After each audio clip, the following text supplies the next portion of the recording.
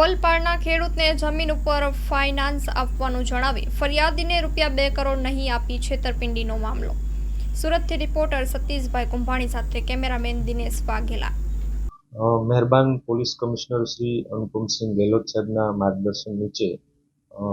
Joint police commissioner Shri તથા DCP crime સાહેબ શ્રી તથા એસીપી ઇકો સેલના માર્ગદર્શન અને રાહબરી નીચે ઇકોનોમિક સેલની અંદર કામગીરી થતી હોય છે, જેના આધારે ગઈકાલ તારીખ 10/3/2025ના રોજ એક ગુનો દાખલ કરવામાં આવ્યો છે, જેના ફરિયાદી શ્રી મહેશભાઈ ગોળકિયા છે। એમને અચાનક કોઈ ફાઇનાન્સની જરૂર પડી, જેથી એમણે બજારની અંદર દલાલોનો સંપર્ક કર્યો કે ભાઈ મારે 2 કરોડ જેવું ફાઇનાન્સ જોઈએ છે,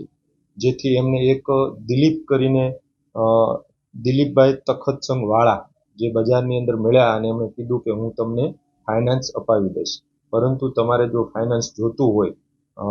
તો એના બદલામાં તમારે તમારી કોઈ બી જમીન જે છે એ એમને દસ્તાવેજ સ્વરૂપે કરી આપવી પડશે। જેથી ફરિયાદી શ્રી મહેશભાઈ ગોળકિયા એમના વિશ્વાસમાં આવી ગયા અને આ દલાલે બીજા અન્ય આરોપીઓ જે આમની સાથે સંકળાયેલા છે આ ફરિયાદમાં, તેવા જોઈએ તો એક આપણે મેહુલ કિરીટસિંહ જાદવ, હરદતસિંહ જયદેવસિંહ જાદવ, બહાદુરસિંહ જયવીરસિંહ જાદવ,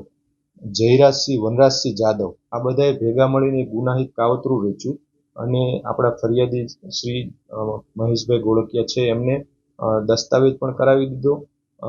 લીધો। એમના પત્ની મધુબેન છે, એમના નામની જમીન હતી, એમનો દસ્તાવેજ ફરિયાદીશ્રીએ કરી આપ્યો અને એમના બદલામાં કોઈ પણ પ્રકારનું ફાઇનાન્સ પણ આપ્યું નહીં અને એમની સાથે એક છેતરપિંડી ચીટિંગ કરવામાં આવ્યું, જેની તપાસ હાલ અમો કરી રહ્યા છે અને અન્ય આરોપીઓને પણ પકડવાની તજવીજ હાલમાં શરૂ છે। ફરિયાદી શ્રી એ પોલીસ કમિશનર શ્રી સાહેબનો સંપર્ક કર્યો અને કમિશનર સાહેબે તુરંત આ બાબતે એક્શન લઈ અને આરોપીઓને ધરપકડ થાય એ બાબતની સૂચનાઓ આપી, જેથી કરીને એક આરોપી દિલીપ છે એમને પકડવામાં આવ્યો છે અને રિમાન્ડની તજવીજ કરવામાં આવેલી છે। આરોપી જે દસ્તાવેજ કરાવનાર અન્ય આરોપીઓ છે એ અને ફરિયાદી શ્રી બંને વચ્ચે દલાલની ભૂમિકા ભજવી છે અને આ સમગ્ર પ્રકરણની અંદર એમને 2 થી 3% જેટલી દલાલી મળશે અને જે આરોપીઓ જે છે એ પણ એમના ગામના સગા સંબંધીઓ જ છે, જેથી એ સમગ્ર